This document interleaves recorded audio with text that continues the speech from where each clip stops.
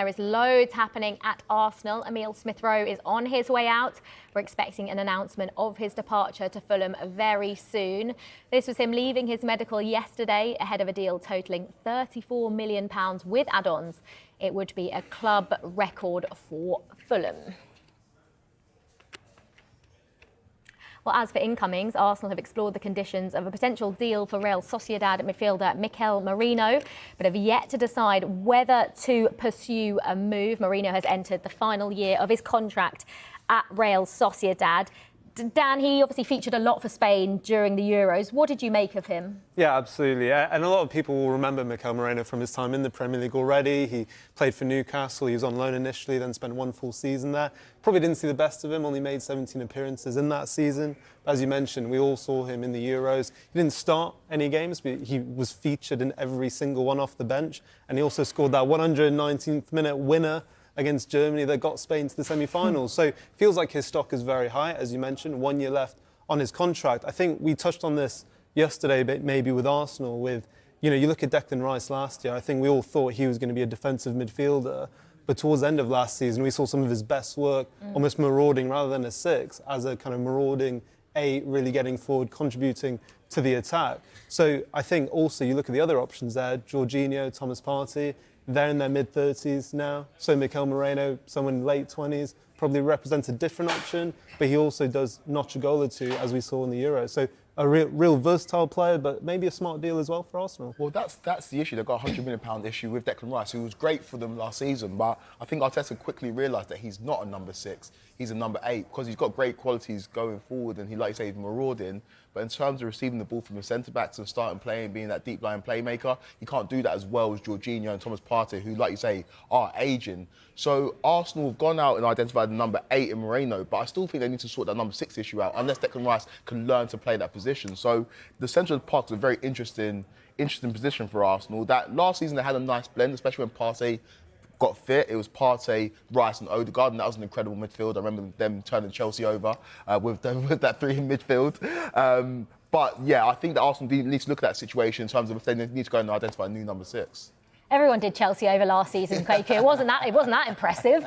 Dan, do you think they need his profile of player, like Quaker said? Do you think a number 6 is perhaps more important? I think he's a different type of midfielder to what they have. I think he's very press resistant, but he's quite physical as well. So he's got quite a unique skill set. I think he won the most aerial duels in the top 5 big leagues last season. So he'd bring something different to the makeup of Arsenal's midfield. It strikes me as an opportunistic signing. Arsenal, it always feels, have kind of 2 transfer strands going on at any given time. In that they've signed they've made a conscious effort to sign a lot of young players and build this team up together. But then when an opportunity's come, they've struck and taken the likes of Jorginho and Trossard, and this Moreno being at the end of his contract or having a year left on his contract, it feels like it's part of that latter strand. I think the interesting thing is with him, a lot of what Quaker's just said about Declan Rice could probably be said about Moreno as well. So I don't know whether you'd see something where they could perhaps interchange with each other, because Moreno can quite comfortably play as a 6, but he's also played a lot as a left number 8, which is where we're talking about being Rice's best position. And I think the final interesting thing in this move is that he's actually played with Odegaard before as well at Sociedad, so they've lined up in midfield together before. I think it's something that I imagine would be a relatively low fee, given he's got that year left on his contract.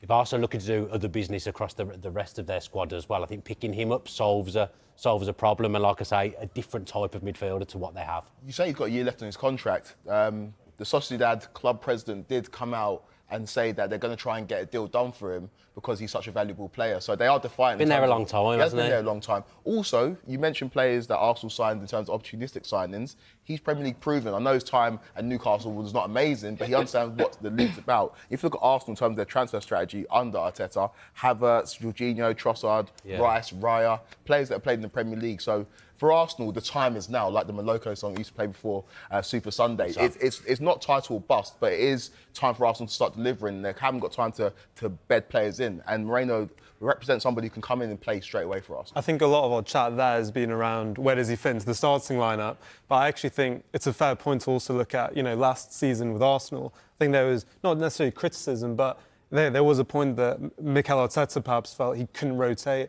that starting lineup that much in the Premier League or in Europe. So a lot of players had a lot of minutes in their legs come the end of the season. It didn't necessarily matter at that point because they were winning a lot of games.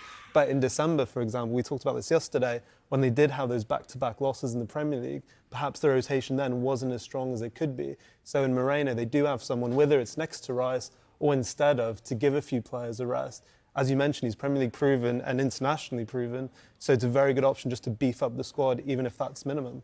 That's such an important point Dan makes, Dan, because obviously Arsenal, I think, would be perhaps a little disappointed with how they went out in the Champions League. Yeah. We all know they need to win trophies, like Kwaku says, but they want to be competing for the Premier League and the Champions League, and we've seen City do that, obviously, with the luxuries that they have. But like Dan says, bringing in someone like Moreno with that experience will only better them in terms of not just the league, but the Champions League as well. Yeah, at the end of the season when I felt Arsenal were truly on it and they had that tunnel vision and they felt like a winning machine, they weren't conceding goals, they were scoring a lot of goals, they kept winning, but unfortunately for them, they're up against Manchester City who are just a And joke. that's against your boys Villa as well. Well, it can happen, Kwaku. It can happen. But they had that when Partey came back and they could rotate a little bit, so I'd take your point on board there. I'd look at Moreno perhaps as being, originally the plan was Xhaka's gone, we're going to try and play Havertz in this position, and Arteta quickly realised that wasn't going to be effective, it wasn't going to work, and the sign of a good manager is he realised his mistake, he changed it, turned Havertz into that number 9, and Arsenal looked a lot better having him as kind of their fulcrum, playing as the number 9. But what that did, it did leave a gap, a space in the midfield rotation that until Partey came back, it was very, very difficult for him to do anything. So I'd look at Moreno perhaps because he's an intelligent footballer. He's been around the block now. He's experienced international. Maybe that's ending up being a replacement for Xhaka a year later.